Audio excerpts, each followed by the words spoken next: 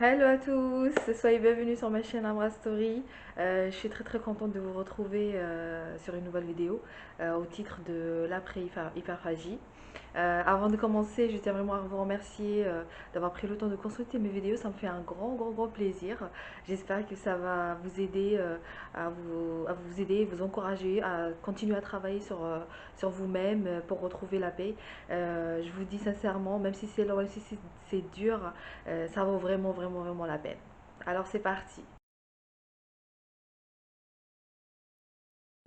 Alors, après avoir réussi à me connecter à mes émotions et à libérer mes perceptions de mon passé, je n'avais plus cette boule au ventre qui était présente là pendant des années.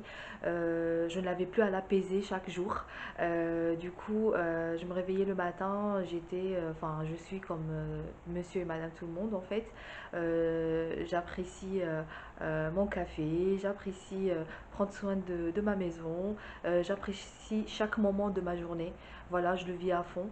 Je n'ai plus ce poids-là ou ce devoir-là d'apaiser cette angoisse d'où je ne comprenais pas l'origine ou d'où ça elle venait ou quoi que ce soit. Alors j'ai retrouvé la paix que je cherchais depuis des années et aujourd'hui j'ai envie de faire plein de choses.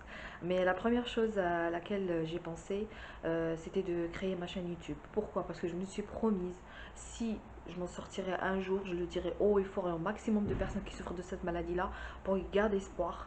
Donc je partage mon expérience dans les détails.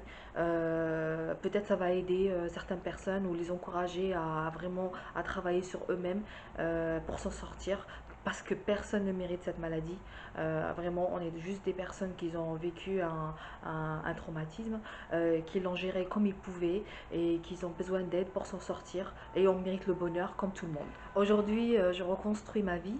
Ma vie ressemble à une maison, une nouvelle maison qu'on achète avec des travaux à faire. Donc ma vie, elle, c'est un grand chantier aujourd'hui, mais j'y crois. Je sais que je vais réaliser mes rêves, que je vais tout faire pour les réaliser, qu'il n'y a rien qui m'empêche de les réaliser, à part vraiment s'il y a vraiment un truc vraiment qui me stoppe, que j'arrive pas du tout à faire ce que j'ai envie de faire. Du coup, j'y crois vraiment et je sais que c'est juste une question de temps.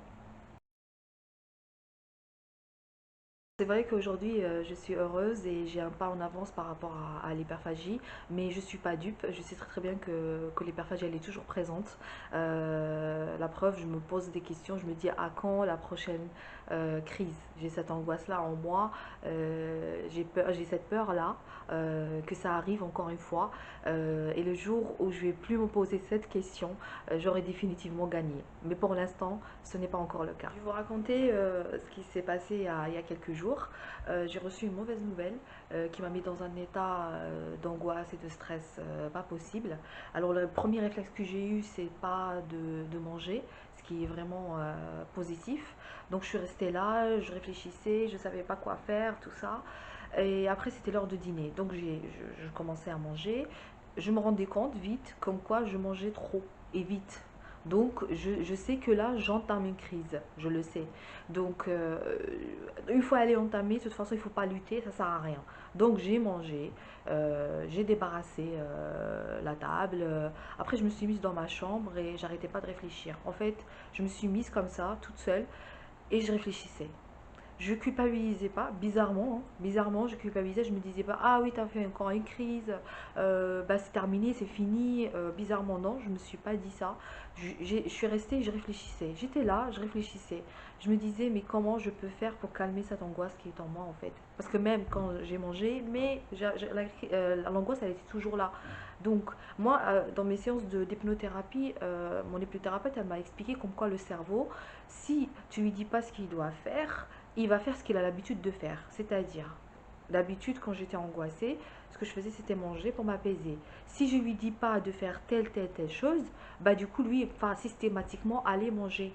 Voilà, c'est ça comment ça se passe. Donc, il a fallu que je réfléchisse à trouver, en fait, il fallait que je trouve le moyen ou le rituel que je peux faire pour pouvoir calmer et apaiser mes angoisses et mes stress. Parce que les imprévus, ces imprévus de la vie, c'est pour tout le monde, c'est pas que juste pour moi. Si j'apprends pas à les gérer, ça risque d'être compliqué, quoi. Donc, du coup, j'ai eu le réflexe j'ai mis une petite musique douce, je me suis mise en tailleur et j'ai fermé les yeux pour vraiment essayer de me recentrer sur moi-même pour voir vraiment ce qui se passe à l'intérieur de moi. Et là, je me suis dit, ok, je suis angoissée. Pourquoi? Pour ce problème-là que j'ai eu aujourd'hui. Ok, qu'est-ce que je peux faire? Je peux faire tel, je peux appeler des gens pour m'aider, je peux faire telle chose. Ok, je la ferai, je ferai ça. Mais l'angoisse, elle est toujours là. Même si je me suis dit ça, l'angoisse, elle est toujours là. Je me suis dit aussi que cette angoisse-là, c'est temporaire. C'est parce que ce problème-là n'est pas résolu. Dès que le problème sera résolu, cette angoisse-là, elle va systématiquement disparaître. Je me disais ça et j'ai dormi comme ça.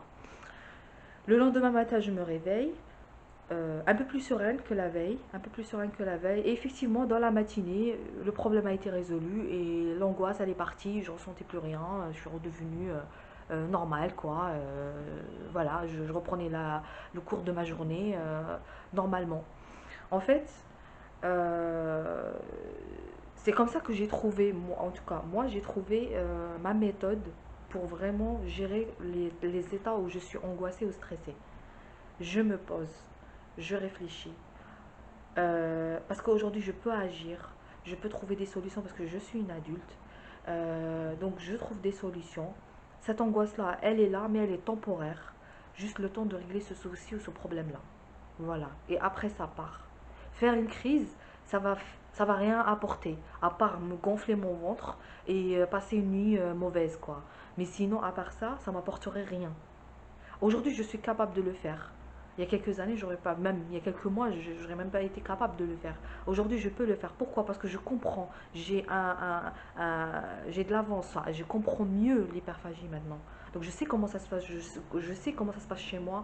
Donc, je me raisonne et j'arrive à l'évidence comme quoi la crise, elle ne me servira à rien. Qu'aujourd'hui, je suis une adulte et face aux angoisses et aux problèmes et aux imprévus de la vie, excusez-moi, je me comporterai autant qu'adulte et pas qu'autant adolescente. C'est vrai que j'ai fait une crise, mais ça m'a permis de connaître mon rituel et ma manière en fait de gérer le stress et l'angoisse. Donc maintenant, quand je suis angoissée ou j'ai un stress, je me pose, euh, je regarde ce qui se passe en moi, j'essaie de trouver des solutions et me comporter face à cette angoisse-là en tant qu'adulte et pas en tant qu'adolescente.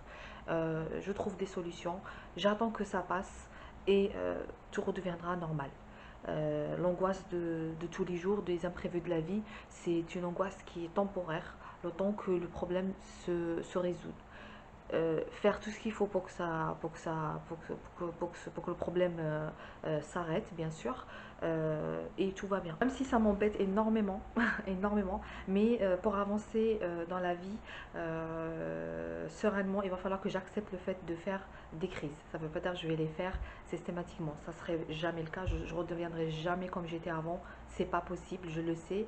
Donc, faire une crise une fois par je sais pas combien, si ça se présente, si ça arrive, parce que je suis humaine, il va falloir que je l'accepte et que j'avance. Voilà, c'est embêtant pour moi. Je sais que quand on est hyperphage, on n'a pas envie de faire la crise, on a envie que ça disparaisse une bonne fois pour toutes, sauf que au jour d'aujourd'hui, elle n'est pas encore disparue. Moi, elle est encore présente, elle est toujours à mes côtés, c'est tout nouveau. Et je vous ai dit, le jour où je vais plus me poser cette question, est-ce que je vais faire une crise ou pas, j'aurai définitivement gagné et l'hyperphagie, elle disparaîtra sans me rendre compte. Voilà, c'est ça. Voilà mes amours, cette vidéo elle est terminée. J'en aurai plein d'autres pour la suite.